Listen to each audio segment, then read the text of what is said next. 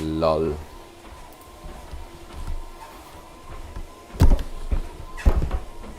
Pretty standard. Pretty easy.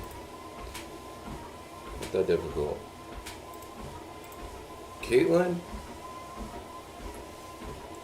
is just overpowered. Like, you play Caitlyn, like, this honestly should be a ban or first pick every time. It's just overpowered. Caitlyn's just overpowered.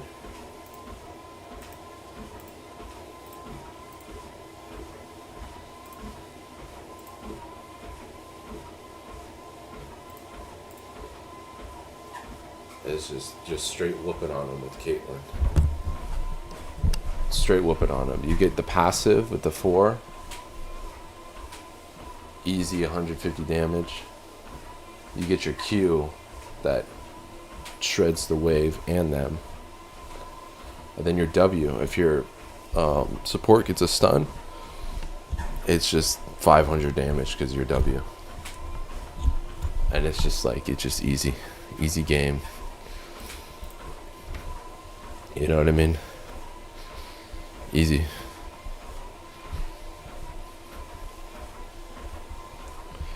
And I like, I don't like, but I take teleport here because I think teleport is absolutely one of the best sums.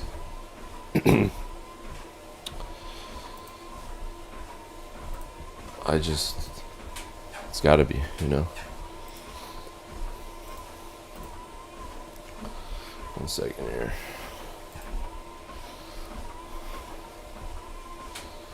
Let me dilly dally.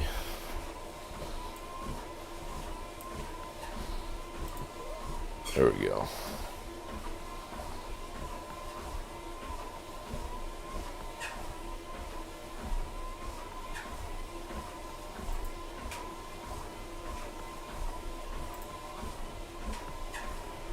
Dilly dally, dilly dally.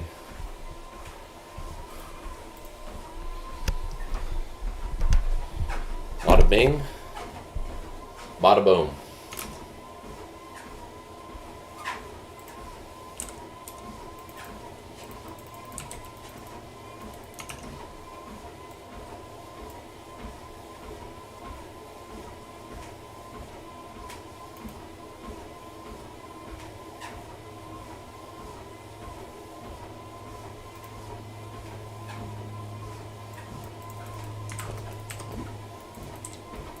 Look at that. That's 1 Q.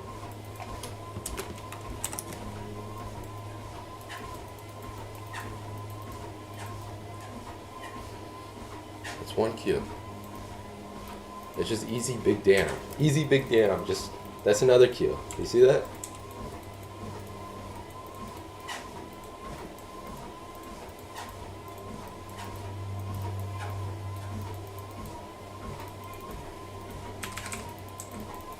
Big damn coming out. Big damn. Now, unfortunately, this support did get smacked around a couple times. But no biggie. We're even now.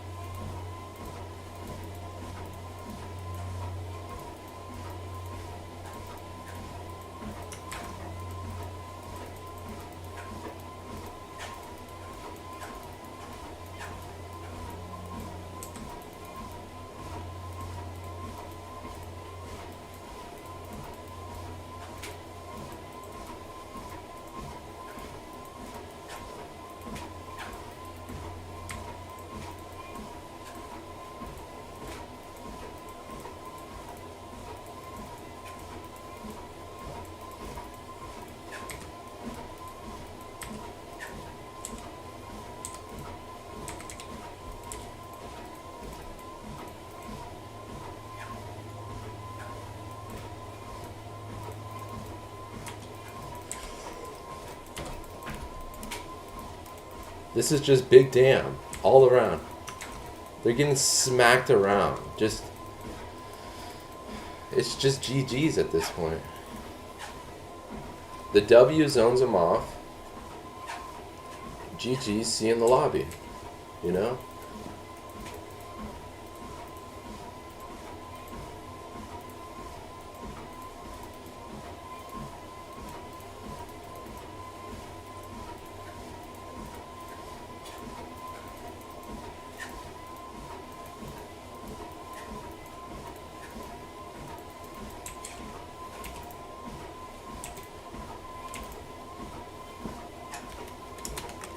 I think I got no pings. Shout out to my team. I did get pings. V ping is no longer. I guess you have to do that. What a play.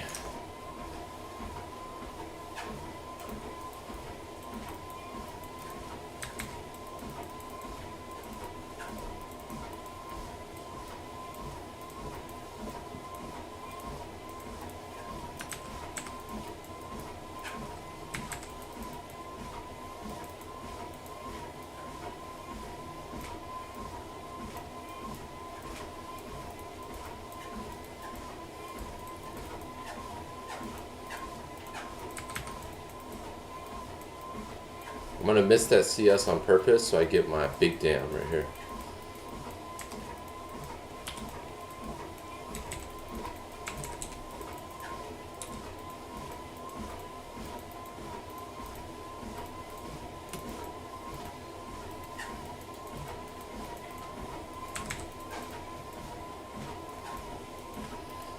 It's just big damn after big damn, bro.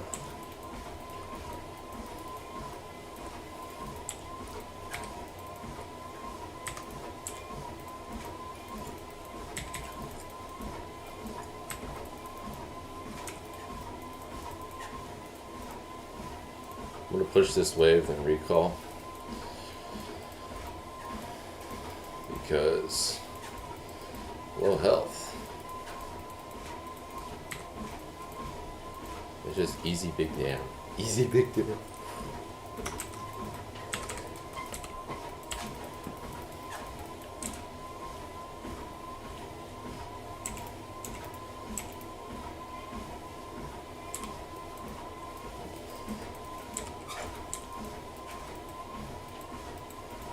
Hated the support.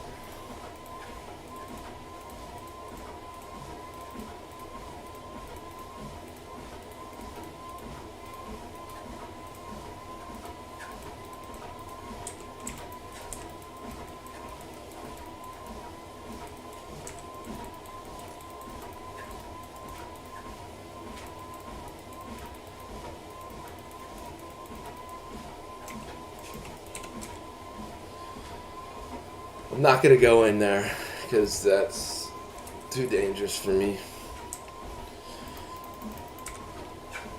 And I don't wanna, you know? But I will teleport in.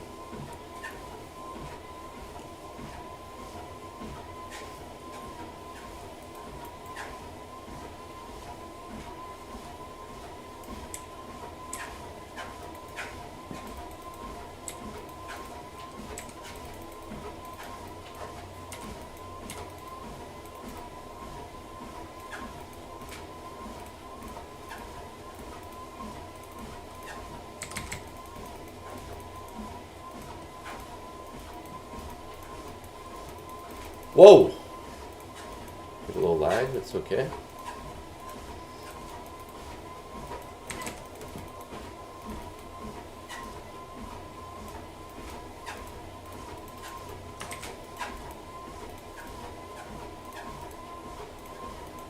Big mistake for staying.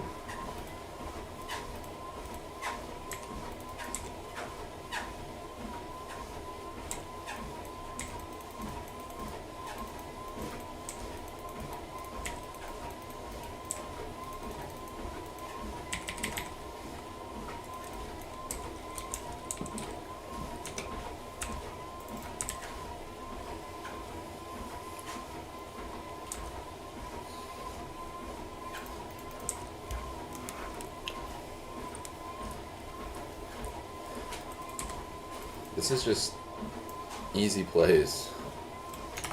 Like, I don't know how this works.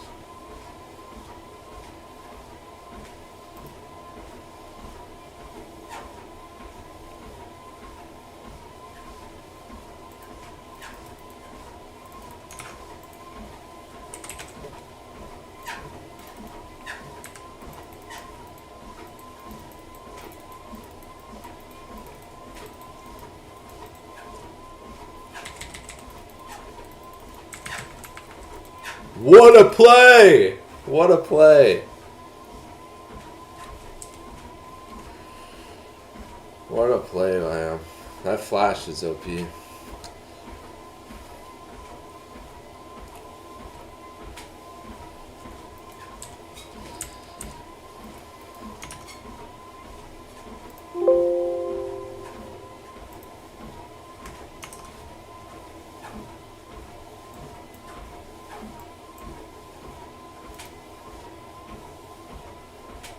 How do you find...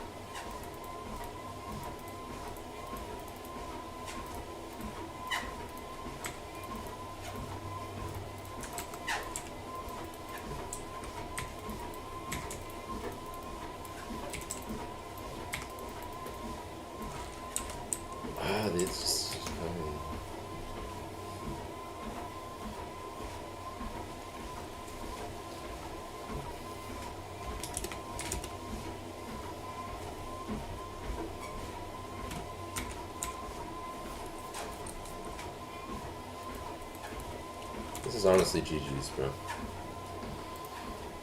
Real talk.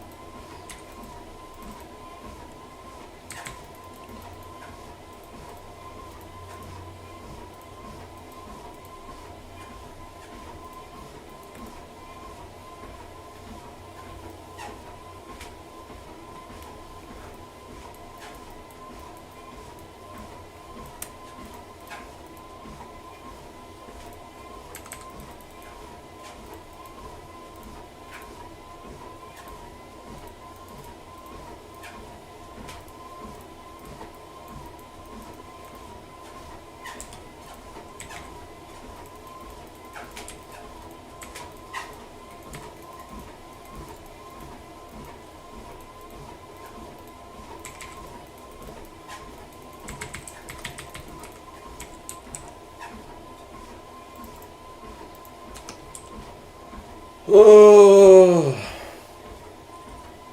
it's chill.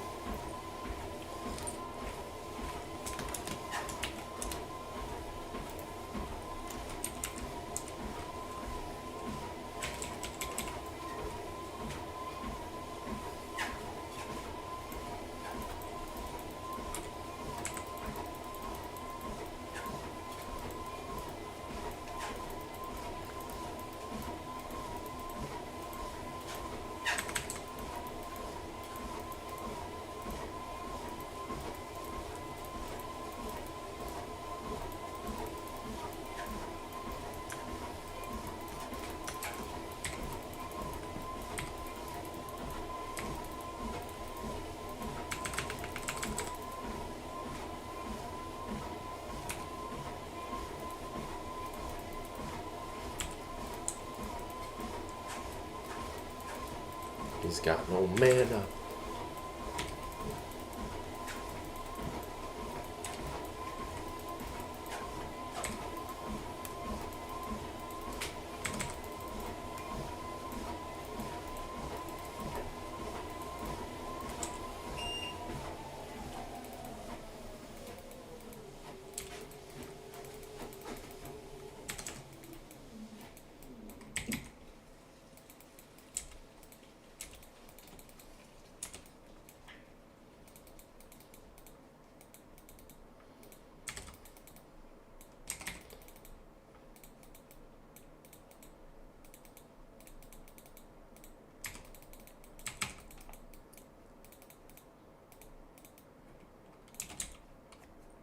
well, good place. They are absolutely whooping on them.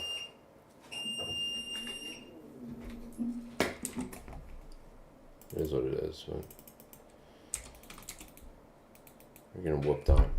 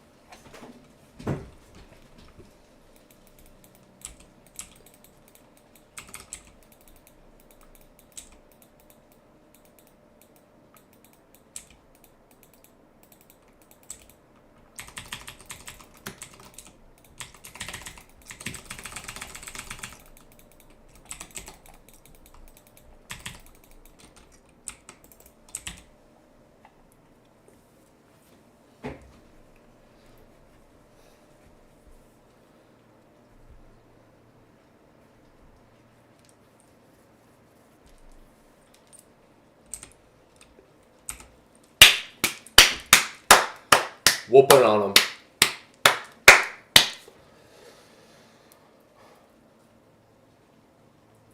Ugh. This is winnable, you know.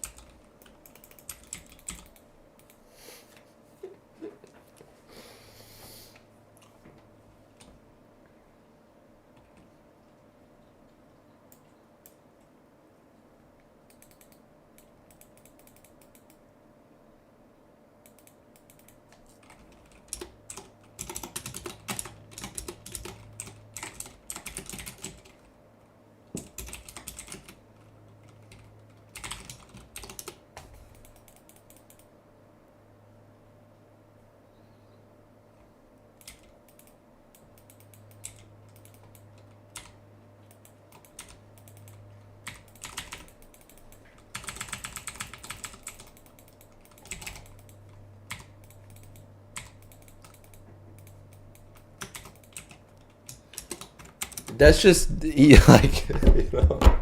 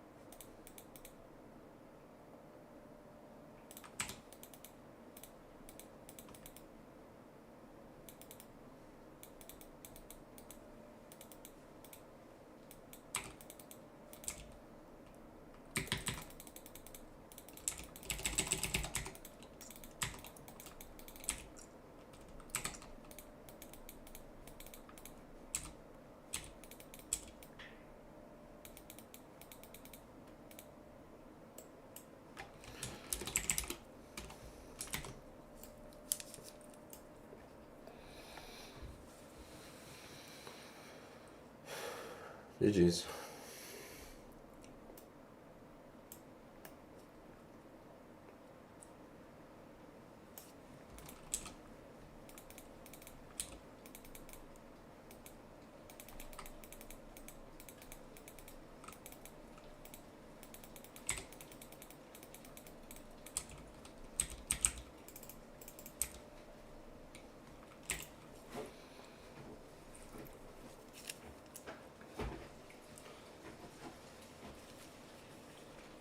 Like that,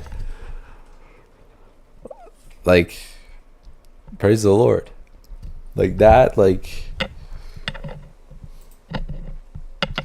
this is why you're not prideful, you know. That game right there is just, I mean, good thing I'm streaming, you know, like, because sometimes you need to record this stuff, you know what I mean? Like, you know what I mean?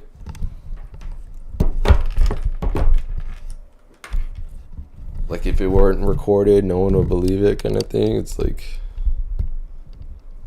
and it's just on to the next one, you know? That's another beautiful thing. Like, you just smack them around and you go to the next one.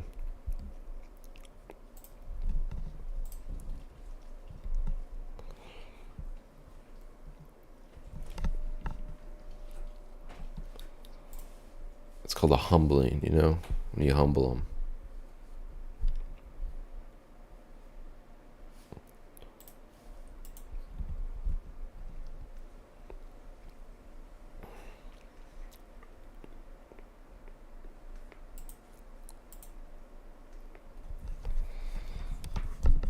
I was thinking Blitzcrank here.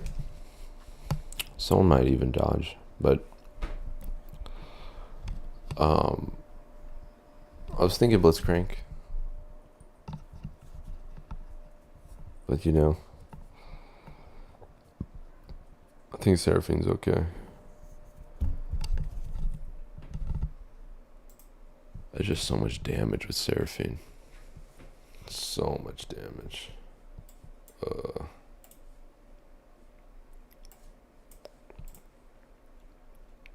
It really is just so much.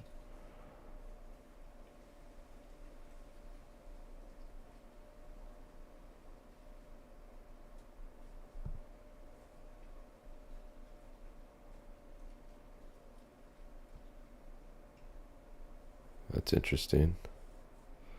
Referring to America as pigs. God bless you, you know, Jesus is Lord. You know.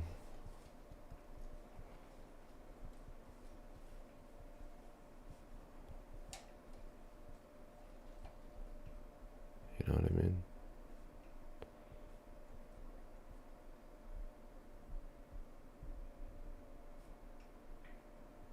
Shout out Togi, you know. Togi, that's like, you know what I mean? That's just like a case study, you know? And Andrew Tate to a lesser extent because he did become Muslim. But like all the money, all the women, it's not fulfilling, you know? It's not, there's no, that doesn't feed your soul, doesn't like fulfill you, you know? You think it would. You think if you had like, you know, 10, 15 women, it doesn't, you know? And I think in Ecclesiastes, in the book of Ecclesiastes, it talks about that, you know, vanity of vanities. Everything's meaningless, you know? You have all this, like, God's way more important than that. And that's not like it's so much more. There's so much more to God than actual sin. You know what I mean? All the drugs, all the alcohol can't even compare to it.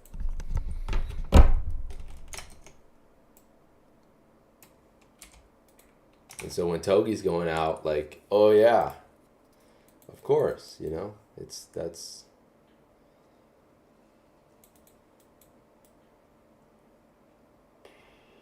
I might get a deep ward in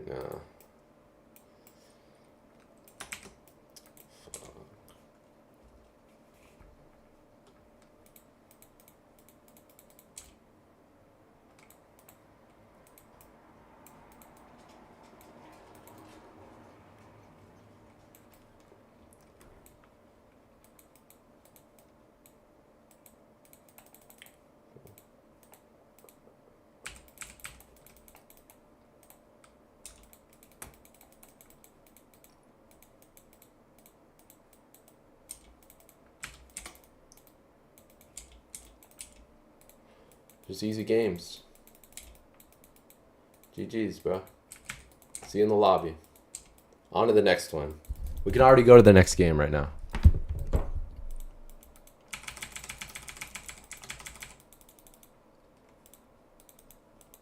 Oh, I had a heal there. I didn't know I had to heal. It is what it is. Sometimes you forget you got heals, sometimes you don't, you know.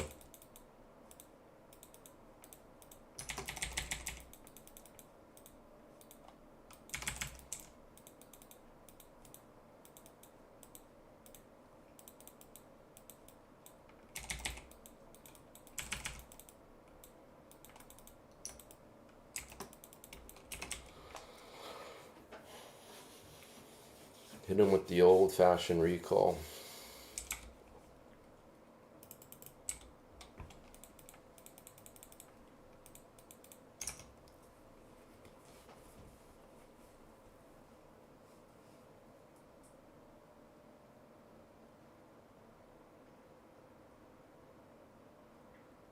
This is not true. This is a lie, you know. I'm sure he went out to the, you know, the kitchen to eat food, but, you know, it is what it is.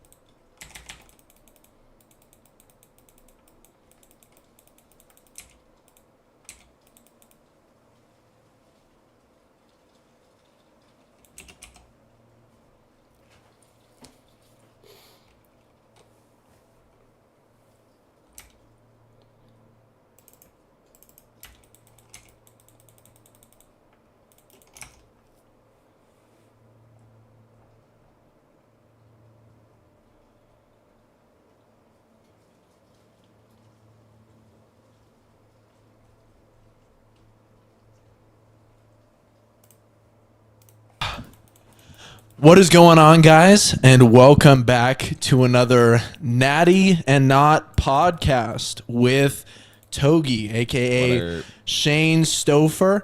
We've got a lot of these now. I think it's got to be like 5 or 6 different episodes. You know what's funny? I was thinking about it because the first podcast we ever filmed was in that garage, and that was the first podcast I've ever filmed in my life. I remember I was so nervous. I was like, oh, shit. Dude, like, you hadn't popped off at all yet. You hadn't injected on camera yet. You hadn't done anything.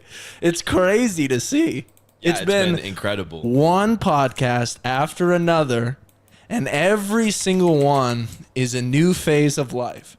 It's a new phase of Togi, a new chapter in the book of Togi. And so I'm really interested to delve into what's been going on with him lately, get into some more meaningful topics, and then also just kind of shoot the shit. So start us off. Explain to us, what has life been like for you since you last came on? Well, holy shit. So the last podcast we did, it was when my face was hella fat.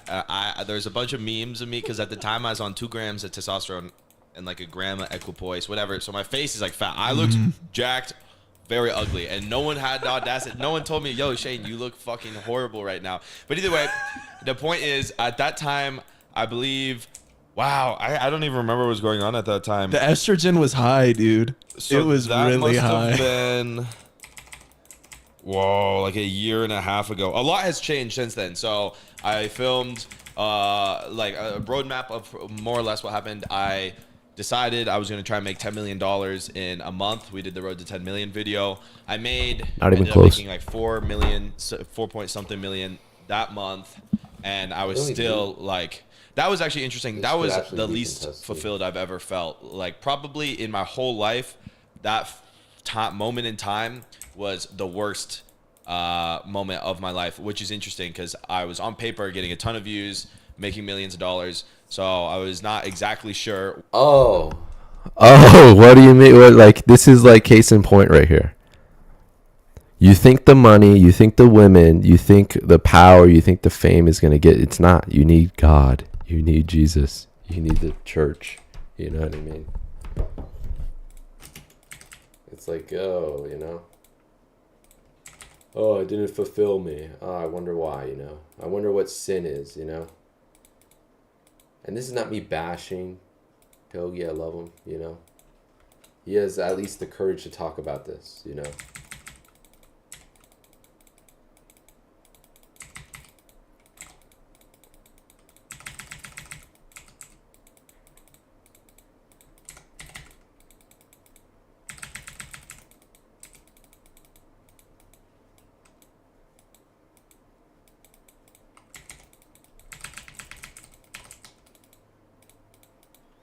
You know what I mean? I love Togi. You gotta pray for Togi.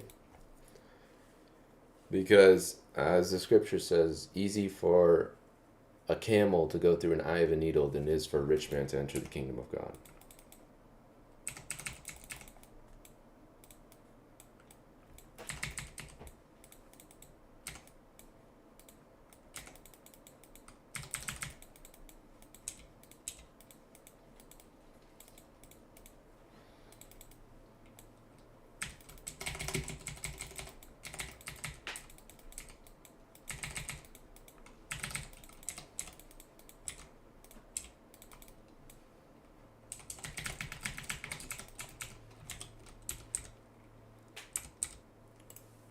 Almost a 2-for-1 deal.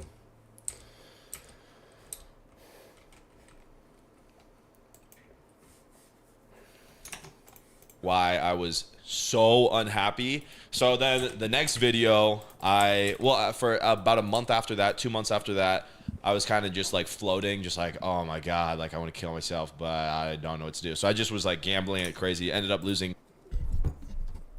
You know, I had the same thoughts.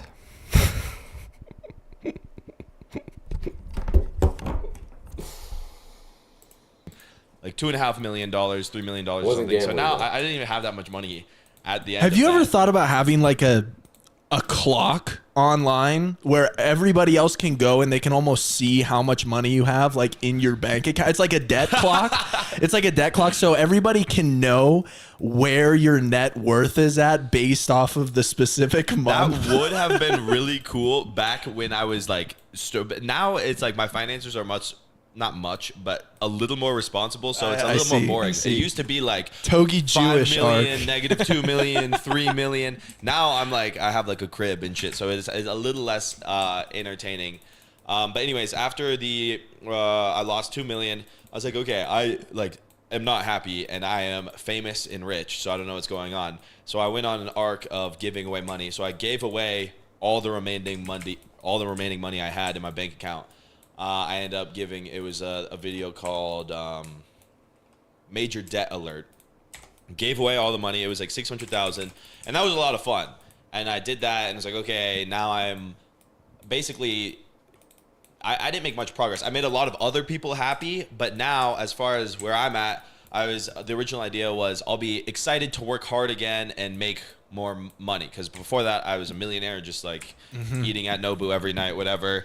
But either way, I was broke, and I was like, okay, now this is just the same thing. What, I'm supposed to gamble and make a bunch of money again? Like this didn't give me what I wanted it to do. So then after that, we did a video called Victory Royale, and I wanted to get jacked again. So I took a bunch of super draw, and I got jacked again. And I was like, okay, that was also reasonably fun, and I'm jacked, and I'm saving a little more money again. But I still am not happy. Like, what is going on here? Oh, what do you mean? So you could be jacked? You can have all the money, you can have all the women, you can have fame, you can have nice cars, houses. Still not happy. I wonder why, Look at his face, by the way. Look at Toby's face.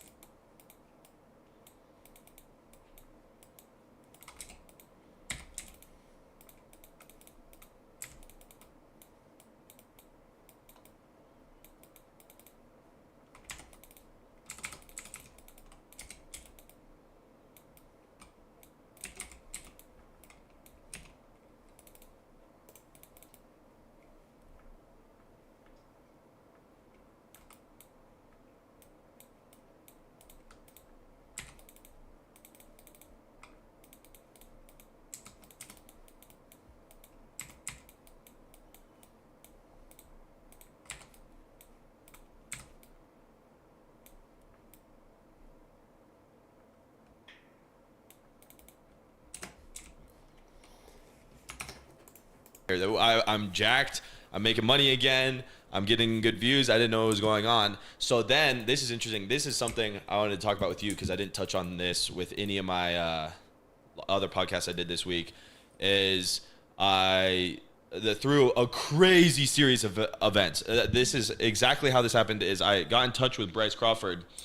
Oh, no way. The reason I got in touch with him was really like 1 in a billion because I just finished the video Victory Royale. Which, have you seen this tattoo, bro? I got a tattoo that said Victory Royale. On your back? Yeah. Oh my gosh, dude. No way. That is hilarious. Yeah, so it is fading and it kind of looks like shit now, but that's not the point. That's not. Wait, how sober were you when you got that? 100% sober, because when I when I started taking the super draw again, I tried to get sober, and I was like, okay, I'll be happy again, whatever. And life sober. Well, we'll get to that. But either way, the point being is I was sober, and the whole point was that I'm a winner, and everything I do, I win. And this is the scene that cuts when you win a game of Fortnite and you're victorious. I'm like, everything I do, I win, which is true. Gotcha. But either way, so I'm sitting there. I'm super jacked. We just filmed Victory Royale, and I was still on cycle at the time. And I have these pill bottles of prescription estrogen blockers, and I take Adex, and there's also a Sin that was sitting next to it, and I've never in my life taken the wrong pill. Like, I know my pills. It's like I'm locked in. Yeah. I know what I'm doing. That's your bread and butter. The first time in my whole life, I grabbed the wrong pill bottle, and I take a Sin in 25 milligrams instead of 1 milligram of Adex. So it crushed my estrogen, and that makes you like really depressed. And I'm sitting there like ready to blow my brains out, and it's like, I don't know what I'm doing. I see a reel of Bryce Crawford, and I'm like, oh, dude, this guy looks really enlightened. Like, he's awesome. So I DM him, and he respond in 4 seconds. For some reason, he was already looking at his DMs. And so 2 days later, I go on Bryce Crawford's podcast, and at the time, I'm like super out of touch with the whole world of Christianity. Because I remember we talked about it a little bit, and I talked about it a little bit with Alex Eubanks. And so there's like things where it's like, okay, Christianity is a thing, and it's whatever. I want to learn more about it, but I didn't know like exactly how to like. There was a lot of questions I had that no one could answer them. So I go on Bryce Crawford's podcast, and he like plants the shit out of that seed. I was like mind blown. Everything. Yeah, he's really good at that he answering had to those say, questions. and he's such a nice guy, bro. Like, really. Just like I'll tell you another story about him in a second. But either way, so I went on Bryce Crawford podcast. The seed was planted, and I was like, wow, I really want to get closer with God. That's like, we did the get rich, we did the get famous, we did the get jacked, and we did the give away money. And I felt more or less, and we did the do hard drugs. And I felt more or less nothing through that entire. Absolutely. He felt like, come on, nothing. Isn't that crazy? And then he has a conversation with someone about God. Bada bing, bada boom. And now he feels something. Entire period moment, like 2 years of that, felt nothing. And then I start reading the Bible, praying, and I call Bryce. Come on now.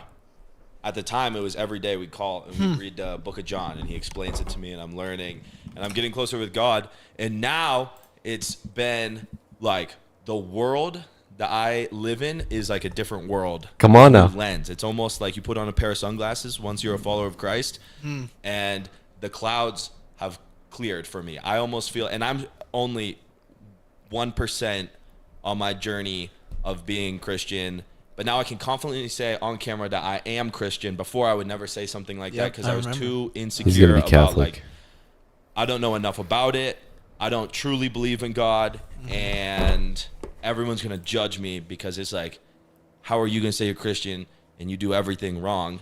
But now that I've entered a phase of, I've fully given myself to Christ and I am actively repenting. Like That is huge. I was on Togi's path and I've turned and I'm chasing Jesus Christ. And Come on now. it's in my life since I was 14 years old. I've always wanted to get sober because Come on now. I didn't want to be depressed. I didn't want to be hungover. Like, you feel really good and then you feel really bad for even longer than you felt good for. And for some reason, I could not escape it. I always wanted to do more drugs, to do more steroids, all, you know, the whole 9 yards. But since following Jesus has been the only thing that's like truly made me want at my heart to be sober so I can be closer to God. And like the furthest I am from God is when I'm not sober. So I've been sober. Come on now. I actually don't know. It was maybe 2 months ago I got drunk. But the point being is that Come on now. the progress has been like exponential. I've probably had like 3 slip-ups Come on now. in the last 3-4 months. Come on now. Of where I get fucked up, whatever. It used to be every morning, wake up, take a Xanax, take an Adderall, just for me to function. So now that's been my new mission, is like, be sober, get closer to God. And being sober is very boring, but I see the light at the end of the tunnel. Like, I am a better businessman. I am more forgiving. I'm nicer to all my employees. I treat everybody better, more like, it just like, everything is so much better as of today, even though I'm so early on this journey. So that's where I've been, is Pursuit of Happiness 2026, following Jesus Christ. That's huge, man. That's really, really cool to hear. Have you thought about the fact that it was taking the steroids and actually popping the anti-estrogen that actually made you text Bryce? It's crazy. It's like 1 in a billion that worked out, and then he responds right away. And That's not only so that, funny. is that it was the specific. Then I see a reel of this specific person. I'd say, because you're like a baller Christian, you know everything. Not everything, but like, you are very far along on your journey, and you are a veteran Christian, really in touch with God, and pretty much like, I would say the version of Togi that everybody has known is like the final boss trying to get him to listen or to like open his eyes up to Jesus Christ. I genuinely think that the only person on the planet that could have planted that seed was Bryce Crawford. Dude, he is really, really good at that. And what's really interesting is that everybody does have that kind of journey. And I have always been the type of person who tries to, like, I'll plant a seed, I'll kind of nudge people in the right direction, but Bryce is really good at, like, attacking and going in, answering every single question exactly what you need to hear. And I think that's exactly what you needed in that exact situation. And, you know, to be able to watch you go from, like, where you were when we first met to going through all of these different phases, all the different videos, like Cabo, Like just doing harder and harder drugs, overdosing multiple times, taking things you weren't supposed to take. I'm not sure. I remember at least like 3 different ODs that you've pretty Dude, much you know had. what's Like so you've OD'd on the crazy? steroids. You took too much when you put it in a spoon. You remember Yeah, that? bro? And it got to the point where I overdosed on methamphetamine, and I'm in the hospital having seizures, like literally almost dying. Not almost dying. They said there was probably about a 40% chance I died that night. Either way, not even that experience was enough Yeah. to be like, I want to get sober. I was so obsessed Yep. with becoming more successful. I was just like, you know what, I got lucky, and now let's just take 20% less drugs, and I'll Yep. be good. And the only thing that gets me, that separates my obsession with success, because there's no correlation between the success and happiness in my specific situation. The only thing that could make me realize that I need to change is God, which blows my mind. Almost dying, I didn't feel nothing. God, all of a sudden, I feel so much. Yeah. I'll see people on the internet who will say, oh my gosh, if every single fitness influencer eventually turns into like a Christian, or every single influencer, it almost seems like they go down that path eventually. And I think it's because of exactly what your entire journey has been, because you go through, you try all of these different things. You're like, oh, this is gonna work. This is the final destination, or this is gonna work. It's gonna be making the money. It's gonna be doing this. It's gonna be doing that. It's gonna be getting the girls. But then once you check every single thing off the box, you've had the Lamborghini, you've had the watches, you've had all this type of stuff, you realize that there is something so much more, and that's the final destination of self-improvement. That's like where you end up. And everybody starts with fitness, and I think a lot of people start with fitness because of the fact that they have this hole that they're kind of trying to fill that void. And that's what I work with people on. The people that I fitness coach is oftentimes they'll come to me for the fitness coaching, but then by the end of it, I'm really working them towards, strengthening their faith and paying more attention to that side of their life, because it is the final destination of self-improvement is actually figuring out who the God is that created you and like who you truly are. It's it's like it's the first thing that I've embarked on that it really feels like, wow, this might be, because I'm still so new to it. I'm still not totally happy, so I'm shooting shots at everything, whatever it might be. But a relationship with God, it really feels like this might be the final destination, and it is agonizing. I'll say that. I genuinely I feel extremely stressed out and guilty, like chronically all the time, because I'm like, oh, dude, I like everything I done did. But what I've diagnosed this as is that somebody said, all the frat twos are yeah, bro. coming back. Don't remind me about it, bro. I'm having flashbacks. Oh my god, yeah, it's so bad. But either way, the how I've diagnosed it is that somebody told me you don't go in the shower clean, you go in the shower to get cleaned. And I've determined that I was so dirty that God's shower is like just agonizing at a certain point, and it will get easier and easier as I get cleaner and cleaner and closer with God. But right now, it is an extremely difficult journey and there's so much that I have to give up that I loved. Like I do love everything that I once did, like getting really fucked up on Xanax and then taking a bunch of steroids and banging hookers. It's fun. It's one of the coolest things ever. And it's like, damn, do I really got to take this leap of faith and give this up for something that I'm not sure exists? But as it develops, now it's like I'm 100%, like I talk to God every day, and that's like something I've always really wanted. So I feel very lucky to have made this realization. And also another thing is, you say a lot of fitness influencers, it goes viral because there's a ton of backlash when you say, all right, I follow God now. Because for a lot of people that, from an outside perspective, and I would have this same perspective before I was trying to get closer to Jesus, it's kind of like a bailout. Like, oh, you did all this bad shit, and now you're rich. How easy is it to become Lily Phillips pipeline? Yeah, exactly. That's you, bro. You're basically Lily. Which is shitty to admit, but like to a certain degree, I'm kind of similar to Lily Phillips. And it's like, wow, it's so much It's like, oh, it's so much easier to follow Christ once you're rich. But what I've realized is that it because I've made so much money and I've found so much success through the devil, it seems as if it's very difficult to admit that Jesus Christ is more powerful, like he is the highest power. But it feels when you're embarking on this journey and you found such success, something I battle with every day is like, dang, Jesus is making me give up all of these things that I made me prosper. If I follow Jesus, will I really prosper the way that I have been?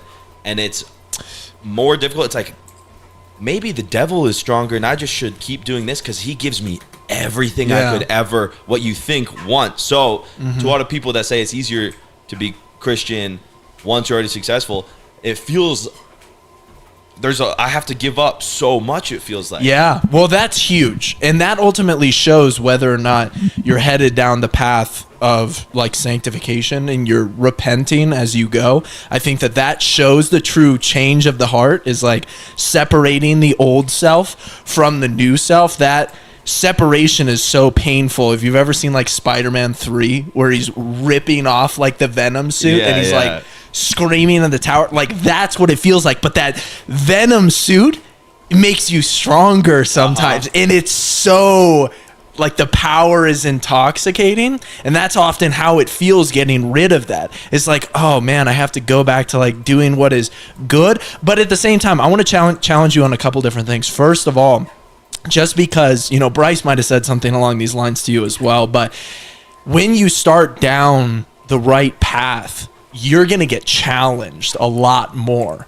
Like, just because you're experiencing, you know, the fulfillment and you're seeing, wow, this is a huge aspect of my life that I haven't pursued before, the devil's also going to be coming after you, and he's going to try to convince you that it's the wrong way to go. And so you're going to run into really, really interesting scenarios. And oftentimes people struggle more after they convert, like after they start professing faith, because they are going through that transition of like, now the devil wants to convince you that because of the route that you are going down, that it's going to be worse. But I genuinely think that God wants people to be successful. Like, I do believe that. I think so many Christians have their minds twisted and they think that poverty, that there's some sort of virtue in poverty. I'm not that type of guy. Like, you've seen my entire story. You've seen how I've become successful, and you know that, like, I have no problem buying expensive cars, buying expensive watches. Like, I am all for that, but I do put God first in my business, and that's been something that's always been incredibly important for me. And being able to find that success while also being in alignment with what God wants you to be doing, once you achieve those together, you never go back. Because it's almost like feeling, you know, when you feel truly locked in, when you can focus, when you're extremely productive and you just finish task after task after task, and every single time you finish something, you just unlock like this almost new level of feeling so right about the track that you're on. And it kind of comes back to how I've been a virgin, you know, my entire life, and how so many people will say, you know, you've asked me on many of our podcasts before, like, don't you ever just get tempted, like, to go out and do it? But the truth is, once you get to that point where you feel so in alignment with the decisions that you're making, and every single one, you can almost feel the Lord's hand on your life of like, he is protecting me and he is making me successful, and I am helping build his kingdom through this. That right there is where you'll get so much fulfillment, even if you know, your bank account might not be quite as big. Because at the end of the day, I mean, every temptation that the devil gives you and all of the success that the devil gives you, you'll notice like it's super fleeting. And in my opinion, that's the difference between, you know, true success versus just being rich. Because somebody can be rich for, you know, a week, and then they can lose the money. It's like, is God actually going to put his hand of success on your entire life and allow you to be fruitful in all of these other areas and guide you? But then you take all of the kings, throughout the Old Testament, you see Solomon, you see David, and what happens to them when they do get wealthy? Well, they start getting tempted. Then they fall prey to lust. David meets Bathsheba, kills her husband, and then has an affair with her. All of these tests are going to come back around. And the devil's always going to be trying to throw you off your entire life. And so it's about staying as in alignment with that as you possibly can. And so what has the sacrifice looked like for you? Because there's sacrifices along the way. You almost, I can feel what you're saying, that you're starting to feel that sting that comes along with the sacrifice, because you're like, oh, I can't be the person that I used to want to be. I can't do the things that I used to want to do. Where is that sacrifice really manifesting in your life? Have you made certain decisions to avoid going to certain places, avoid hanging out with certain people, or rejecting certain opportunities? So this is where, when I first started, it was so easy because I was so dirty diagnosing some of the problems where it's like, okay, stop banging hookers, and then it's like you're making good progress, and I'm thinking, okay, so great. All I have to do is, because when you're first starting, I was very intimidating on my journey with Christ, because it was the way it was explained to me is like, it's like bodybuilding. Every day you go to the gym and you get a little bit stronger and you get a little bit closer to God. And you the first day you go work out, you're not going to bench 315, whatever. You have to work up to it and you have to get stronger. So I was like, okay, great. All I got to do is, not use whatever, the Lord's name in vain, and maybe stop banging hookers. And that's like how I diagnose it. Easy, no problem. And the next thing, it's like, okay, we should stop blacking out and doing cocaine. Easy, no problem. Okay. You're fully off the coke. Oh yeah, I've been off the cocaine for a very long time. Adderall is higher on my priority as far as attacking it and getting off the Adderall. But I've been taking about 99% less Adderall than I used to, and the slip ups are. Well, it's interesting because I was having a problem in my journey, because it felt like I'm not an idiot. Why can't I just not do anything that I've been doing? Why can't I be beat on today? Because why not? And then all of a sudden, it's easy for me to say that when I'm looking up, but in my day-to-day life, I'm looking up, and all of a sudden I get so busy and there's a stressful situation. All of a sudden I'm looking down, and I'll literally default to, I'll look down for 2 seconds and there'll be my hand will be full of pills, and I take it, and the next day I'm like, what the fuck just happened? Either way, that's been less of a problem. My journey with sobriety has been developing, and now I feel I've never felt in control of the situation. Now it feels like I'm much more in control. So there's things I've been giving up, the easy ones: be sober, be more, spend less money on myself, be more generous, the lust thing. All those things have been relatively easy, but where it gets really, now that I've kind of gotten a little more on top of those in the pursuit of following Jesus, some of the things are really raping my mind as far as finding, and I pray almost every day, asking for God in guidance in making the right decision, because the gambling thing is really, I cannot tell or get clear guidance on, am I more or less responsible for causing 20 million people to sin? And now I'm thinking holy okay, so this is good, dude. The gears are moving. Yeah, it's really good. It's a real crisis. I'll be sitting there and freaking the fuck out, we have far, I'm so far gone right now, and I don't know where. And then I talked to somebody like Alex Eubanks about the gambling, and I just can't get an answer, because he's talking about it's fine to gamble responsibly. So it's okay, this is a really interesting thought that I've been battling with. I'm more focused on intent. So Eubanks told to me that oh, you could just gamble responsibly, and like, you know, it's like having a glass of wine. Like, it's a fine social activity. If you enjoy doing it, great. So I'm like thinking to myself, okay, I gamble responsibly now. Now I can confidently say I definitely gamble responsibly, and I've stopped pushing signing. I got rid of my code for the casino. When I gamble, it's just like I treat it differently. I used to make it seem like this thing that is epic, because I thought it was, and for whatever reason, maybe the devil made me get super lucky, whatever. I thought it was so cool to gamble your life savings, and it kept working for me, and I was like, this is the best gamble your life savings. Now I know that's not how it is, so I treat it differently. It's like I treat gambling as, oh, you guys should gamble responsibly, and it's more of a social activity. It opens up new doors, new experiences, common interest with new friends, whatever. It's fun.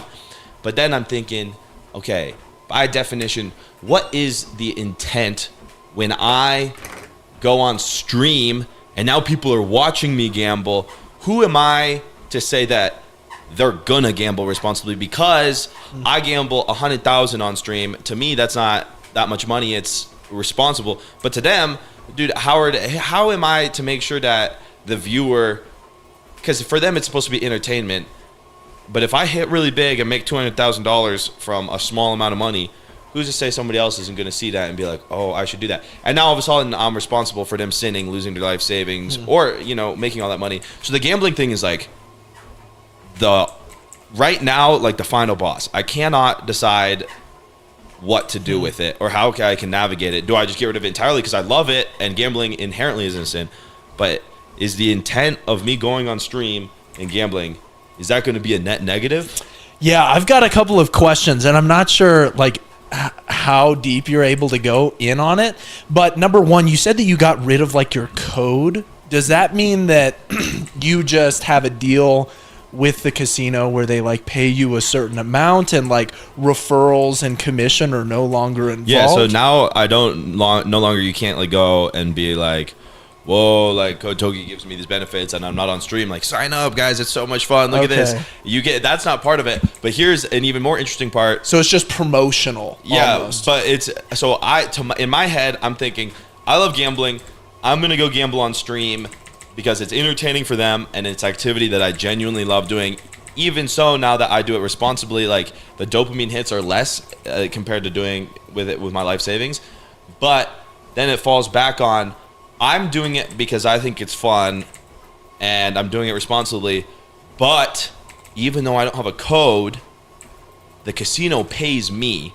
So by definition, their intent with me is to convince other people to go to their casino, even though that's not my intent, that's their intent. So am I now, is this a problem? Yeah. You know? Well, so when you win, do you get a certain percentage of like your audience losses? No. When I win, so how it works is the casino gives me money to gamble with in exchange for 30 hours on stream a month. I see. So any amount that I win, and frequently I lose the money they give me and I put my own money in and gamble. Yeah. But so any amount that my life is unaffected by how much somebody else gambles and wins and loses. But still, well, that is like something that I was asking because I see it time and time and again. Fitness influencers, I mean, they're all in droves headed towards the casinos. I mean, and like you were the first person to do that. You connected the two for sure. Yeah. And now like you've got guys out here with 100,000 followers, like all, 14-year-old boys that are watching their stuff that are, promoting it. And I've talked to these people before, and they make a certain amount of like the percentage that their followers lose, which is very interesting. Like that is like night and day. Like that. That's 100% a thing, God, though. I would be like, no, because before I followed God, I knew I was a good person in my heart.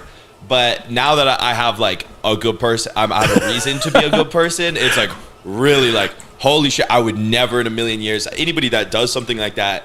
But then it's like, how am I to frown so aggressively upon a deal like that when they benefit from somebody's losses? I don't benefit from somebody's losses. However, the casino's intent, utilizing us as a tool, is no different. Yeah. You know what I mean? Dude, it is a really, really tricky question. Did you pose it to Bryce? This one I talked to. It got brought up with Bryce, but we were talking about a bunch of other stuff. I talked about Alex Eubanks with this one and Tanner. Yeah. And Tanner's answer was, okay, this is like a more tricky situation. How he would treat this is, what's the exact word he said? It was pray for something along the lines closer to wisdom or like understanding. And the closer I get with God, how does this? Because God has a weird way of making your heart tick a certain way. So it's like, how does this genuinely feel as you get closer? Because right now it feels pretty like unfazed my heart by the gambling thing. As you get closer with him and you keep doing this thing, see if it feels as if you're going the wrong way or the right way. Yeah. And then you'll have a better idea of like, because God is speaking to me every day, one way or another, just not necessarily giving me like, this is the answer in the Bible, because that's when it's easy. Yeah. The Bible says you shouldn't get blackout drunk. I'm like, okay, great. But now I have to listen to like how this is affecting my heart. Yeah. And we'll see how it goes. So 2026, the goal is I need to get much closer with God, and that will ideally make things more clear on how I can be a better man, even though there's not an exact answer in the Bible of, is this, am I, causing other people to sin or not? And you're thinking through it exactly like how I would recommend you think through it. I mean, I can give you my perspective in terms of, in my situation, I wouldn't do something along those lines, but at the same time, there are no explicit points where it's like, hey, don't promote this. Like, don't promote this. Don't do this. Don't do that. You don't have that clear, like, hey, what you're doing right now is wrong. And so I think that at the end of the day is the journey that you're going to have to continue down, because I'm pretty sure that even the Catholic Church, they don't have a specific stance, I believe, on gambling. Like, you're allowed to do it in moderation. It's like, hey, for fun, like you can do it slightly here, and I think that there are plenty of Christians that I know that do partake in like sports betting and things along those lines. So it is where do you draw the line? And at the end of the day, I think you have to ask yourself, like, how is it affecting my relationship with God? And I'll leave you with a little bit of advice here. Every waypoint that I've gotten to with my faith, I almost feel like there is a different level of conviction with something specific. Like, I cuss a lot, and I don't feel convicted at all about that. And I do have my reasons. Like, I could give you exact Bible verses that would break down like why saying the words fuck and shit are actually okay as a Christian, because it matters the intent behind it, and that those cuss words, they'd be just as bad as saying frick or dang. You know what I'm saying? It's just vocabulary. It's just words. I know you're a fan of saying words on camera. Dude, yeah, I do try. Like, the cussing thing, I've not, but saying things like "God damn," I've noticed now I say a lot, and I really am trying to, but it's so deeply ingrained in my vocabulary. But things like that, well, what do you think about phrases like that? Yeah, well, so I mean that one is where you'd have to ask yourself, like, hey, is this using God's name in vain? And like, I do try to steer clear of those ones, but then there are a ton of other words that I say that Christians out there would judge me for, but then I sort of have those reasons. But I've also hit different points of conviction. Like, there was one point in my a point in time in my life where like my lustful desires weren't really a problem to me. Like, I had gotten to a point where I didn't even feel guilty about it. But then as time goes on, what you start to notice is that there are certain things that drive a wedge between you and God, and you realize, oh, this is actually keeping me from understanding him better, and it's me just refusing to sacrifice this thing that I'm really holding on to. And so I think it's constantly about asking yourself, like, hey, is this driving a wedge between like God and me? Like, is it separating us further? Is it making it worse? Is it keeping me from continuing down that path? And if you get to this level where you can't figure it out and you're confused and you're asking this question constantly, I think that would be like God trying to get in there. Yeah. Like in showing you like, hey, there is this wedge. Like if you stop pursuing him for some reason because you feel guilty about something that you're doing, I think Yeah. that's the point where he's trying to infiltrate and trying to get your attention.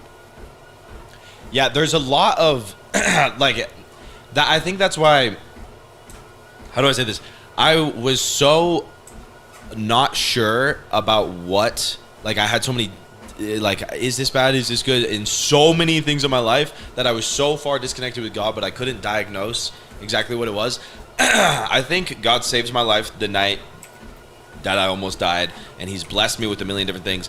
And for some reason, I still could not give glory to God. I was like, okay, maybe look, statistics, it's probably luck, whatever it might be. I think I got so irritated that he was like, all right, I need to just like shove Bryce Crawford down this dude's throat because he is so far lost that he had to use Bryce so aggressively to speak through him and to get to me to clear it up. But there's still, like you said, so many things that I don't know. So it's like, if you were to give a piece of advice as far as getting more, removing these wedges between me and God, is it just as simple as read your Bible more, pray more, or is there another thing I can do that's going to help me get closer to God in diagnosing the parts of my life that are making me further from God?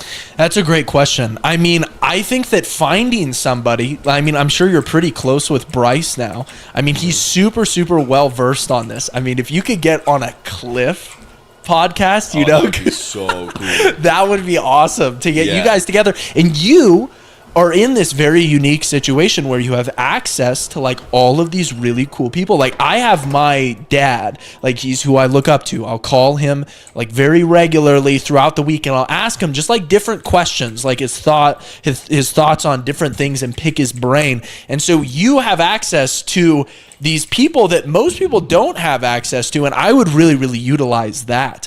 Like, because Bryce probably has a very, very good interpretation of what exactly making money in that specific line of work would look like and whether or not you should see something, because there are a lot of people out here that make money off of Christianity. I mean, and that's a whole nother pipeline that you could go down. People use Christianity in order to sell clothes. They use Christianity in order to do that. And I know Bryce has a pretty big ministry.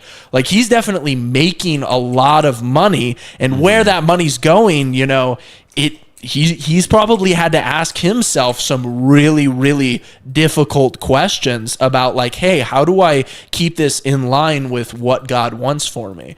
And so I think that would be really, really helpful. It is make me feel like I could probably get in touch with all the smartest Christians in the world within 3 hours and plan something and talk to them, have a conversation with them. How lucky am I? Why it almost makes me feel guilty, because then there's the drug addict next to me that's the exact same as Togi, but he never recorded it. He never got famous, and now this motherfucker is just lost and has no idea. He will never get, because I truly believe no one except for Bryce would have gotten through to me, and that only happened because of a million different things. Why is it that some people, I don't think they're a bad person, obviously, but how come they never get the opportunity to have somebody force Christ? Like, it's like they have to figure it out on their own. Well, at the end of the day, everybody gets the opportunity. Like it does say in the Bible, like the word is written on our heart, and it just comes to people at different times. I'm a Calvinist, you know, like I believe in certain things that a lot of other Protestants, you know, wouldn't believe in when it comes to like why some people are saved and why other people are not saved. But there's an element of free will and there's an element of God's will, because he's all powerful. And the two are intertwined together in a way that we can't fully understand. Like we can't understand how our will coincides perfectly with God's will. But what you can know for sure is that word is written on everybody's heart. And if that person doesn't have access to talking to Bryce Crawford, he has access to talking to somebody else, or he sees a Bryce Crawford reel. You know, that guy is out there putting out those videos, and maybe he doesn't need to be told directly in person, like, hey, Togi, like stop banging hookers. You know what I'm saying? That makes sense. And so everybody gets it, but you are in this unique situation where you've done all of these crazy things and that's almost led to your success.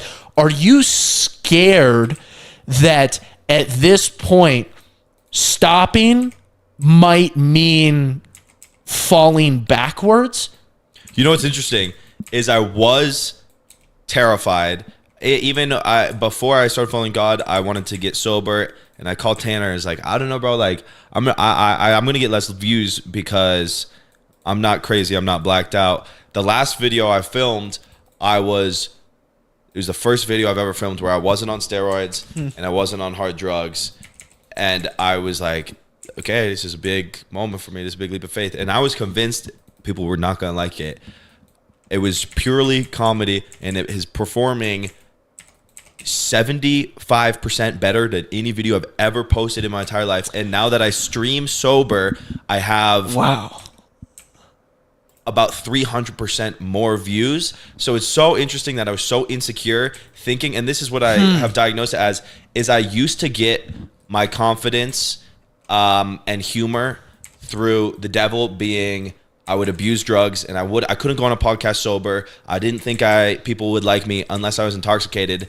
And when I got sober without God, that's why I would fall back to the drugs, because I would feel I didn't have confidence. I was still didn't think I was funny. Nobody would watch me.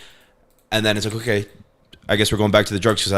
But now I got rid of the drugs. I'm in the middle ground, insecure, whatever. But now it feels like I get my humor and confidence more through God. And that's like the highest power of confidence and humor. And its proof is in the pudding that I'm at the all-time high of the attention that I get. And I think God's timing is so spectacular in the sense that he waited to put Bryce Crawford into my life until I had accumulated such a huge audience and such a loyal fan base, because it was a bad, like, right, God doesn't cause suffering, but he can use it. I was going through a lot of suffering because of all my many vices, but for some reason I was also like weirdly really motivated to be successful all the while abusing drugs. It is impressive how much you were able to maintain. Like, I don't know how a single video ever got put out when you're taking this many drugs. Like, it blows my mind. Either way, I have accumulated such a loyal fan base of people that really think no matter what Togi's doing, I think that's cool. I think that's a good thing. So now, but a lot of these people that follow me also deal with, cocaine addiction, Xanax addiction, all the horrible things I used to do. They can really relate to me. And now God was like, okay, Togi has accumulated this 100 million people that struggle with this thing that you can't relate to them. Bryce can't relate to them. Yep. But Togi, he can really talk to these people. Isn't that crazy? And it's like, wow. So now, like, the coincidences cannot be explained by anything other than God. Like, how perfect did he paint this picture of my life?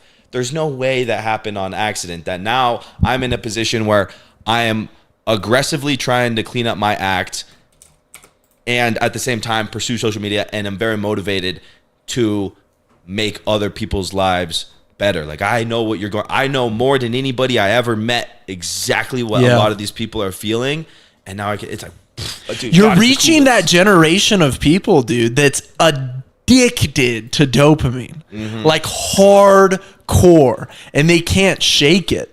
Like, they have been so invested in it. For a lot of these guys, it starts in high school and then it goes through college, and I think that a lot of them just end up really, really depressed afterwards, because then they're stuck looking back at their college life. I mean, your entire life has been this crazy ride up until where you are right now, but a lot of these guys, they go through high school, they go through college, and then they spend the rest of their life just slumming it, and they're just lost. Like, they're so lost because they look back and they're like, college, that was like the good old days. That's where I had my fun. And now my life is just boring and it's terrible. And that's exactly when those people need to start searching for meaning, or they're just going to fall down a terrible path. And my life has been like as crazy as I think more crazy than like movies like The Wolf of Wall Street. Like everything a college dude would think is the coolest thing ever, I did. And at the end of it, I have millions of dollars and I lived the coolest life ever. And I felt nothing. I felt empty. And so I can confidently tell people that is not, that is 0% the answer. But I do get still a level of insecurity talking. I'm like dabbling. Like on this podcast, very rarely do I speak this openly about my faith. I am here and there we'll talk about, oh, I'm Christian. Oh, God, help me get sober. Because I feel like I'm not ready yet.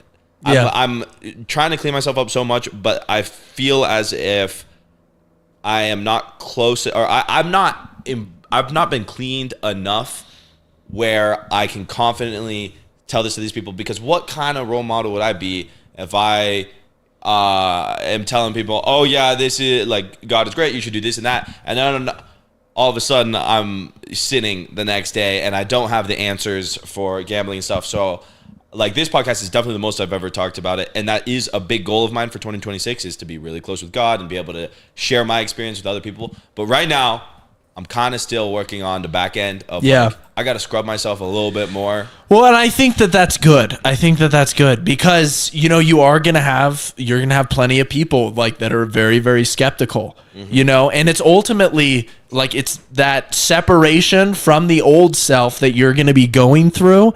And that needs to be, you need to be fully committed to that. And sharing the gospel is different than even having that transformation like happening within you. Like there is this level of courage like that you need to work up to, and I think God will ultimately give you that level of courage to share it more. But it's some people are called, very similar to Bryce, to go out there and like really, really go after people. And then I think that there are other people who are called like to more be examples. And then there are other people that like your storyline, you know, it doesn't have to end with you being a street preacher. You know what I'm saying? Like it can be very much still you, and like God is working through you to minister to this like massive audience, because people are always going to talk shit, but at the end of the day, like you've had this level of commitment to your mission and to making the content that you've made for years now. Like, and it's like we talked about, it's been truly incredible how well you've been able to stay consistent with it. Most people would have fallen off a long time ago. I mean, you look at any of the fitness influencers that get into the hard drugs, like the Connor Murphy, like Z's. I could name off 5 other people who get into the steroids and they get into the drugs and they go into psychosis. But somehow you're still standing. Somehow, like, your brain is making these shifts, and instead of being like living in Thailand, like completely broken down, Colin Von Moger, like fitness crash out, you still have a fully functioning brain, and you're starting to coming to what's like really important. It is crazy. Like I'm telling you, the odds of my existence, it's 0%. That, like, I was literally born with a brain that was like super shielded. Like I could take any amount of drugs, and I've been abusing like hard drugs, Xanax, acid, all that stuff since I was 13, 14 years old, every single day. And somehow I come out of it, A, clear-minded, and B, like also really willing to have a relationship with God. It's like, how is that at all a coincidence? It's very exciting. So that's why the level of unlikeliness, or really impossible that that's a coincidence, is what gives me the confidence to believe that I will get to where I need to be. But that's why I don't talk about Christianity, because I'm so far from the person I need to be to effectively have the answer of there is more to life than taking Xanax, because I don't truly know that. I believe there probably is because of this relationship with God, but it's a very, very slow process. How long do you think you'd say it took you to be like, okay, I am kind of goated at this God stuff? Well, and you like start talking online about it. What's so funny is I really didn't talk about it for that much for years. And the reason why I didn't is because I have always noticed that you tend to drive a lot more people off when they think that you're like this holier than thou Christian. And I was raised in like a very, very Christian household. I went to a Christian school. I was like surrounded by Christianity.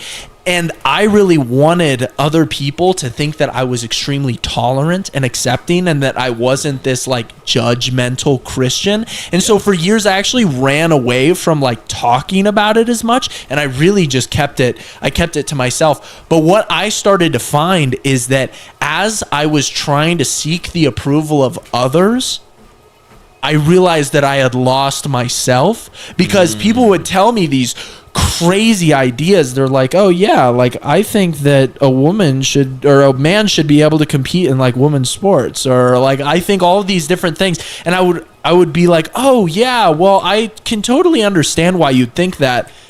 But then I started to realize, wow, I'm really losing what I actually think, and I'm suppressing a lot of how I actually feel. And so I started to be more open about like my opinions. I started being more open about who I was and like how I had been raised. And over time, what I started to realize is that as you talk about something more and as you start to teach others, you actually learn better yourself. So whenever I make videos, like my entire YouTube channel is basically devoted to teaching Shocking. I mean, you follow what God says, you know, preach the gospel. Shocking. life lessons that I've learned to my audience, and I notice that every single time I do it, I learn more about it myself. And so there is this element of like, yeah, you can be shy in your faith at first. You can feel like, hey guys, like I don't want to come off like this holier than thou guy, especially when you've done all of these things publicly where, you know that it's not good, or maybe you've promoted something that you're not very proud of. But at the same time, it's being open about that very transition and talking through it and teaching it that might help you come to terms more with the actual answers that you're looking for. Dude, but it's actually, because you're right in the sense, everything you just explained makes perfect sense, but the way I see it is like, if my professor had only graduated kindergarten, is what I feel like on my journey with Christ. So it's like, really, that's a good point. That's something interesting to think about. Maybe I should. At the end of the day, last thing, we don't have to go too much further into this, but last thing, remember this: there's always somebody that is like a couple steps down the ladder from you. And that's what it's always built around. It's like Togi's job isn't to help Brandon become more of a Christian necessarily. Like Togi's job isn't like to show Bryce Crawford that he knows his Bible. Togi's job is to help the bro who is still fucking the hookers, bro. Wow, that was good, bro. I've never even thought about it that way. That's what you're called to do, I think. Whoa, that's crazy. Wow. Okay, that gives me a lot more confidence. Because I do feel confident that I could talk to somebody that is doing Xanax and begging hookers every day and kind of convince them like, hey, trust me, I've been there. Yep. Maybe we like just give it a try. Like, it's worth a shot, because you and I both know we're not happy with that version of us. Is not happy. You can give up on God. Don't, whatever. Just give it 1 week of effort or something. That would be something I could digest talking to someone about. Yeah, and you're gonna have imposter syndrome with anything in life. Like I meet people that are certified for personal training. They've gone to school for kinesiology. They're so like well educated on fitness, and yet they're still scared to go out there and like teach somebody how to work out. And it's like, dude, Johnny is 350 pounds. Like, he doesn't know what a gram of protein is. Like, he's never stepped foot in a gym before. Every single person out there is capable of helping somebody out. And that's exactly what all of society is. Like, all of society is based around trying to help other people up. And so, I'm a coach. I help people that are 10 steps further down the ladder than me take a couple more steps up. And that's what life is about. That's how people make money, is like by helping other people get better. That's how the best businesses are built, is by like helping their lives a little bit more. Yeah, I another way I can digest this a little easier is I always wanted to have like my own creative freedom, right? And then I see someone like Bryce, and it's like all you do is talk about this exact book, and I thought that glorifying God was strictly, hey, you should be a Christian. But by making anybody's life better or more Jesus-like be more charitable, or like take care, you can become a better version of yourself so you can take care of your family, things like that, I can confidently tell somebody about, how to become a better version, a better man. So, or, making somebody like easy, small things like glorifying God through my humor.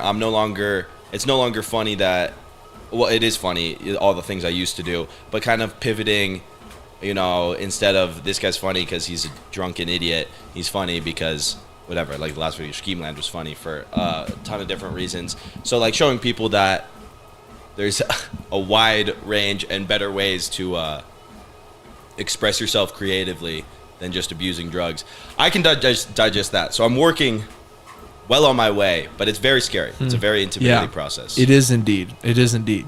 So yeah, don't put too much stress on yourself. Don't compare yourself to the Avengers of Christianity and feel like you need to be a master of Christianity Aikido right off the bat. I think that everything that you've said on this podcast, there's a lot of people probably listening that are like, dude, Togi's so enlightened. It's crazy. It is really good to hear. I think about it a lot. Like, why can't I just be perfect? Yep. And walk me through the whole Schemeland situation, because you ended up taking that video down, right? Yeah, so this is okay. There's 2 Schemelands, right? I watched the it. first Schemeland Let's go. was a mission of, and I just talked about this in my YouTube video.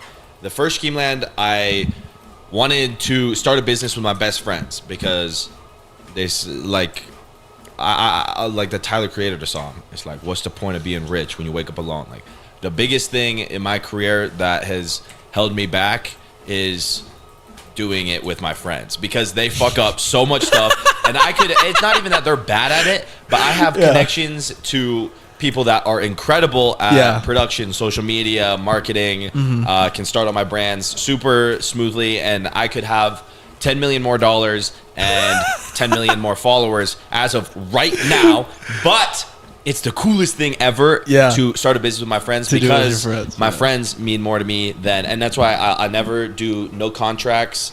I give all my friends whatever the opportunities and everything, just in good faith and whatever. Because I would, if any of my friends like really needed my net worth for whatever it might be, it's like, okay, sure, whatever, you can have it. We'll figure it out, because I value you as a friend more than I value things of this that's world. huge. So that's huge. The idea was all my friends were in college and very like lost, unsuccessful, and I was like, I want to start a business with you guys. You can have half the business. All you got to do is come with me and we're gonna do it. And I didn't tell them what we were doing, and they were like, okay, word, like that sounds like pretty chill, like we'll do it, whatever. I didn't tell them I was moving us into a trailer park, and the plan was to make money out of a trailer park from nothing, because that's like kind of like part of the whole fun is like, I really did it from nothing, from the ground up, and then fund our businesses with the money we made from the trailer park. So we lived in a trailer park for 2 months, and over the course of that 2 months we made $0.00, like nothing good came out of us. I genuinely thought we were gonna make like 50 racks with it, bro. Some of the shit we were doing, it was like we were trying to like paint people's houses, or we were trying to like sell tacos out of a food truck, or scrap the trailer for copper and sell it, and it was just stupid. Like at the end of the day, I have a newfound empathy for people that have nothing and are trying to make something, because I'm always like, oh yeah, like you can do it, and then it's like I go try and do it, and it's like, okay, I failed, I didn't do it right. So I empathize for those starting from the bottom. But either way, then we failed, and the sponsors are like, "Up my ass, get this video out." And we're like, "Okay, we have one last really, really good idea to make all this money. We're going to sneak into a private equity firm and find a rich person to like." Fund our business. We're going to woo them. We're going to befriend them, talk about our businesses, and get them to do it. And it was a really funny idea, and it was going to be, we were convinced that our last-ditch effort, according to the plot, it would work out, and we'd find the last investor. And so that was Schemeland Part 2. Okay. We're going to go sneak into this. And at the start of Schemeland Part 2, I call my lawyer, and I'm like, hey, I just want to make sure, like, this is what we're doing, by the way. Because I call him before all my videos, make sure, like, there's nothing seriously bad with it. And this is the first time my lawyer has ever been like a hard no on a video. Like, it's always been like, oh yeah, we can do this, just like take out this element, take out that element, don't do this. And he's like, you cannot sneak into this company. And like there was like 5 big private equity firms in Bozeman or in Austin and Dallas, and they're like, we're just gonna sneak into one of them. He's like, no, you can't sneak in, and you definitely can't film their shareholders meeting and even and post it, put them on blast online. I was like, what if we just blurred it, whatever? He's like, no, absolutely the fuck not happening. 0%. I guarantee you, they sue you and make you take the video down. So we're like, fuck, I need to have a happy ending to this story.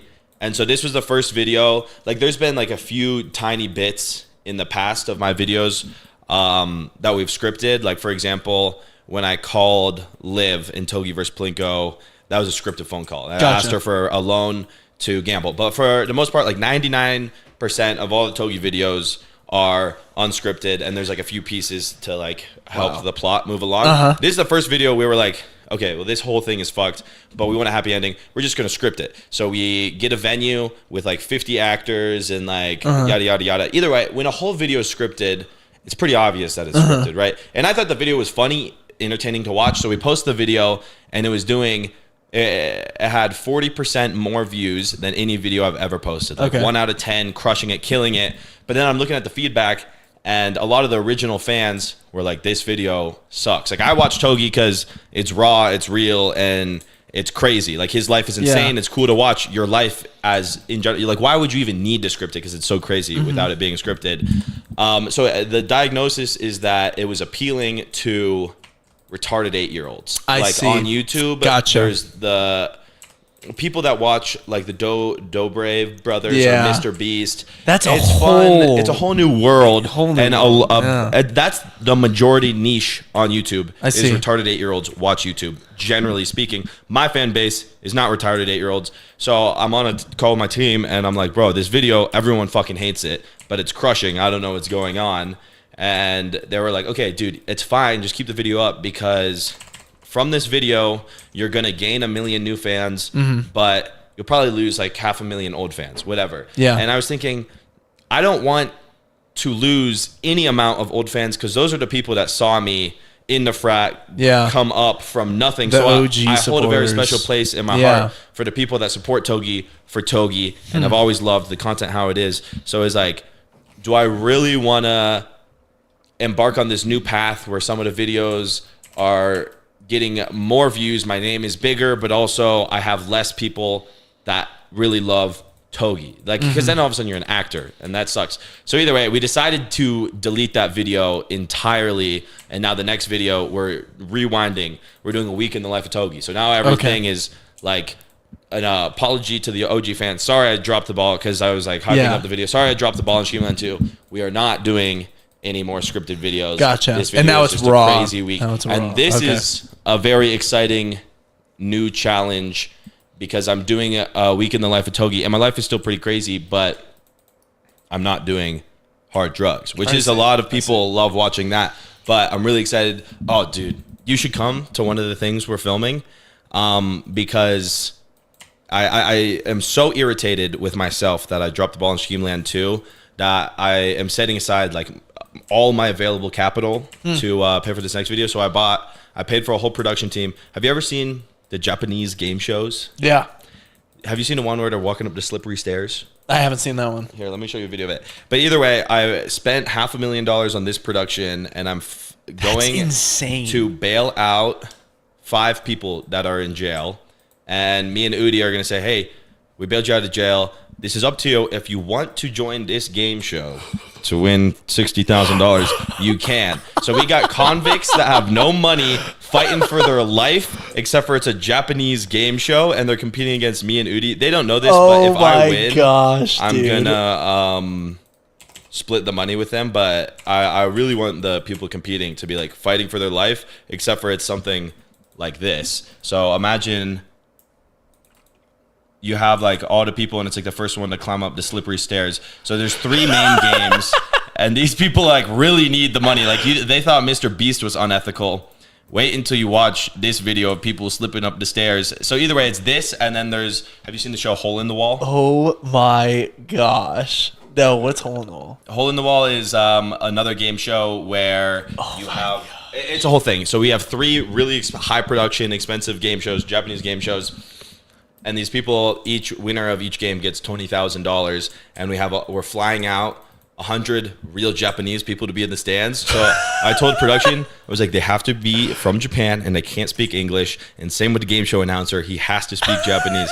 So that's just like one thing. And so on the bucket list of Week of the Life of Togi, one of them is to make somebody else's week better and to also laugh. So that's 2 birds, 1 stone. I put everybody on a Japanese game show. Somebody wins money, life has changed, and also we laugh. And I'll be competing in it myself because it sounds pretty awesome to try and like get up them slippery stairs, and it's very exciting. Wow, that is really interesting. And then other things we're doing this week, I'm buying into Hustlers Casino. It's poker.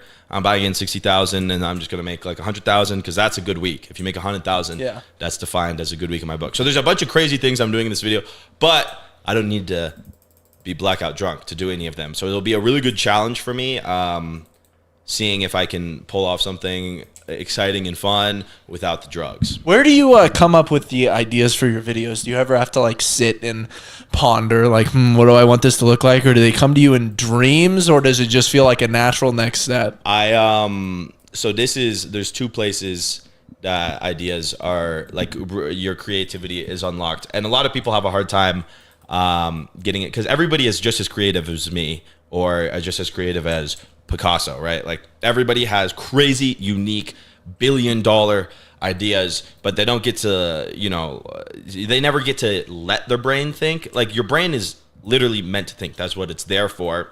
But they're preoccupied. Like if you really crunch the numbers on how often a day you actually let yourself think, the average teenager, it's probably 0 seconds because you're either talking to somebody doing something, or when the second there's a break, you're on your phone, scrolling until you go to sleep, and then you're asleep, wake up, start scrolling again.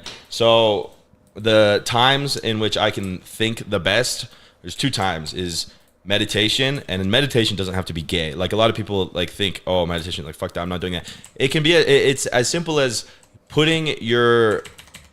removing stimulation enough to where you can think. So you don't have to be sitting here, because a lot of people, including myself, have a very hard time just, like that's really difficult. But something simple, like people say I have really good shower thoughts when I'm showering. It's nothing to do with the shower. It's just that no stimulation. Enough stimulation where it's like you're not gonna blow your brains out, and you're like the water makes you feel something. You're like have a goal of, but it's so low brain activity that you start having ideas. So I'll go on like a drive, whatever, start thinking, come up with good ideas. But where the really, really incredible ideas come is if you put down your phone for 10 minutes and you start to go to sleep. This is like the psychological flow state is the state your mind is in right before you go to bed. So I'll open up my notes app, I'll put my phone down, and I'll lay in my bed, and as I'm drifting into sleep, that's when your brain, like proven by science, dude, that's so has funny. The craziest ideas. So right before I fall asleep, I'll have an idea. Was that one mass, and then it's like and then the priest goes like at night. That's when God speaks to you, which is interesting. Before you go to bed, like those thoughts. Anyway, interesting. Then I wake up, write something down, and then you write it down, then you go back to sleep.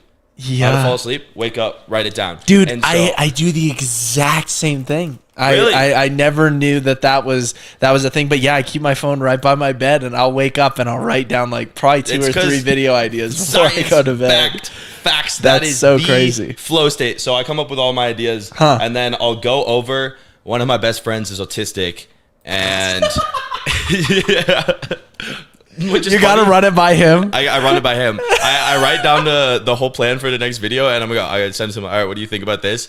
And he is like so weirdly tapped in to what people would like to watch because of how autistic he is. I don't understand what it is about his brain, but he'll tweak things in a way where it makes perfect sense to paint this picture for a video. So that's like the process. Wow. For making the videos, but oh, I forgot. I was gonna touch on something else, but I kind of forgot what I was gonna Wow, say. So, yeah. that's incredible. So that's the creative process. Okay, gotcha. What about moving to some takes on current events? I'm interested. Are you? What was your take on us abducting the Venezuelan president? On what? Did you hear about that? What happened? I don't even know about any of this. So Trump went in, and it was like a 4-hour operation, and we just abducted the Venezuelan president, and we brought him back to the United States, and